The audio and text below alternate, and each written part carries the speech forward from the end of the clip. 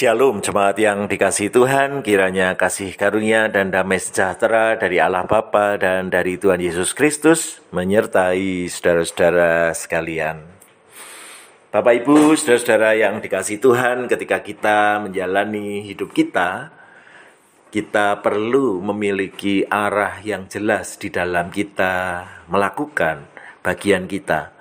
Hari demi hari kita didorong untuk memiliki satu tujuan yang kita tetapkan secara harian untuk kita tahu kemana kita hendak pergi. Memang setiap hari akan memiliki perjalanannya sendiri, tetapi ada arah yang jelas yang bisa kita tempuh untuk menjadi pedoman bagi apa yang kita kerjakan hari ini. Di dalam Mazmur pasal yang kelima, Daud sebagai penulis Mazmur yang dikatakan menyanyikannya dengan permainan suling, mengajak kita untuk memiliki arah di dalam menjalani hidup harian kita. Dan bahkan itu dikatakan setiap pagi sebagai bagian yang diupayakan untuk mengarahkan diri kemana hendak pergi. Di dalam ayat yang kedua sampai yang keempat dari Mazmur yang kelima ini berbunyi demikian. Berilah telinga kepada perkataanku ya Tuhan, indahkanlah keluh kesahku. Perhatikanlah teriakku minta tolong, ya Rajaku dan Allahku. Sebab kepadamulah aku berdoa. Tuhan, pada waktu pagi Engkau mendengar seruanku. Pada waktu pagi aku mengatur persembahan bagimu dan aku menunggu-nunggu.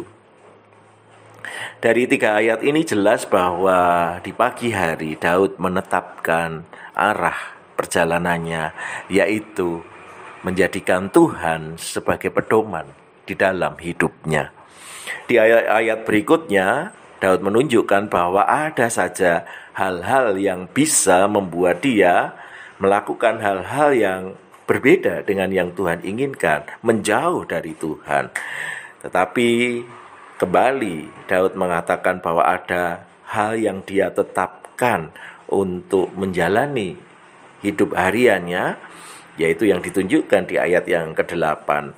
Tetapi aku berkat kasih setiamu yang besar, aku akan masuk ke dalam rumahmu, sujud menyembah ke arah baitmu yang kudus dengan takut akan Engkau. Tuhan, tuntunlah aku dalam keadilanmu karena seturuku, ratakanlah jalanmu di depanku.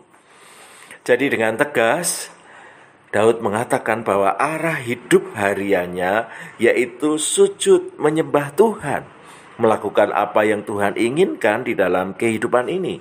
Dan sekali lagi, itu menjadi tantangan yang besar karena banyak di dalam hidup harian kita hal-hal yang bisa membuat kita menyimpang dari jalan Tuhan. Dan justru disitulah dibutuhkan ketetapan hati untuk terus mengutamakan apa yang menjadi kehendak Tuhan daripada rancangan diri kita sendiri. Mengarahkan diri kepada hal-hal yang disediakan oleh Tuhan di dalam kehidupan kita.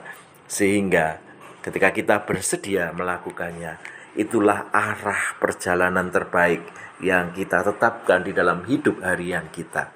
Kita perlu terus mengembalikan arah kita kepada Tuhan.